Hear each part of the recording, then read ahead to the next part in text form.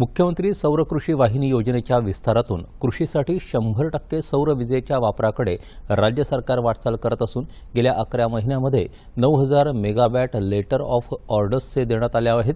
यामुळे राज्य सरकारला आता 7.5 रुपयांऐवजी 2 रुपये 87 पैसे ते 3 रुपये 10 पैशात वीज मिळणार आहे, अशी माहिती उपमुख्यमंत्री आणि ऊर्जा मंत्री देवेंद्र फडणवीस यांनी दिली।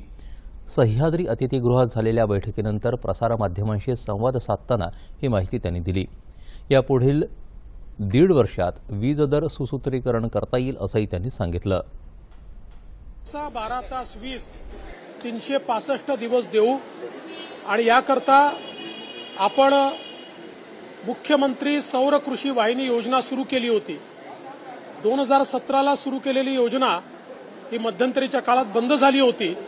नव्याने पुन्हा 2023 मध्ये आपण ती सुरू केली आणि केवळ 11 महिन्यामध्ये 9000 मेगावॅटचे आपण एलओए लेटर ऑफ अवॉर्ड हे आज त्या ठिकाणी दिले आहेत। सगळी टेंडरची प्रोसेस करून रिव्हर्स बिडिंग पद्धतीने आपण हे केलेलं आहे आणि 2 रुपये 87 पैशापासून तर 3 रुपये 10 पैशापर्यंतचे दर आपल्याला मिळाले आहेत। आपल्याला कल्पना आहे की आपण जी नॉर्मल वीज त्या ठिकाणी देतो ती साधारणपणे 7.5 रुपयांनी आपल्याला पडते आणि शेतकऱ्यांकडून आपण 1.5 रुपये फक्त वसूल करतो।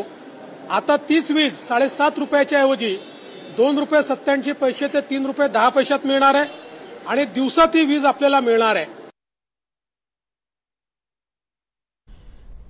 ॲग्री सोलर कंपनीच्या माध्यमातून पुढील 3 ते 4 वर्षात महावितरण कंपनीला नवरत्न कंपनीत आणण्याचा सरकारचा प्रयत्न असून यामुळे तोट्यात असणारी महावितरण देखील लाभांश देणारी कंपनी होईल। यात 40,000 कोटी रुपयांची गुंतवणूक करण्यात येणार असून 25,000 रोजगार निर्मिती होणार आहे, अशी माहिती त्यांनी दिली। दरम्यान वीज कर्मचारी संघटनेसोबत झालेल्या बैठकीत जवळपास 1450 कोटी रुपयांची वेतनवाढ करण्याचा निर्णय झाला आहे, अशी घोषणा फडणवीस यांनी केली।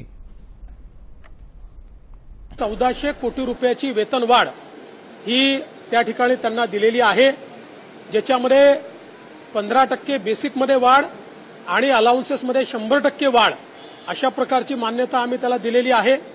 याच्या व्यतिरिक्त जे लाईनवर काम करणारे कर्मचारी आहेत, मी आज त्यांना आश्वस्त केलं आहे की त्यांनाही अधिकची वाढ ही देण्याच्या संदर्भात त्यांच्याशी चर्चा करून आम्ही निर्णय घेऊ आणि येत्या 1-2 दिवसामध्ये कंत्राटी कर्मचाऱ्यांच्या संदर्भातही चर्चा करून आम्ही निर्णय करणार आहोत।